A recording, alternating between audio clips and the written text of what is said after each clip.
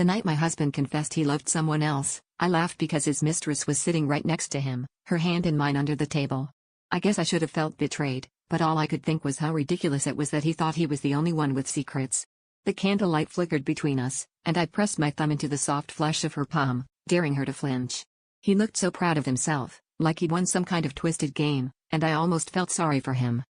He started talking, his words all breathless and dramatic, about how he couldn't fight his feelings anymore, how he and his mistress had been sneaking around for months. Her eyes never left mine. She squeezed my hand tighter, almost painfully, and I pictured the last time we'd been alone, her lips hot against my neck, whispering promises she never made to him.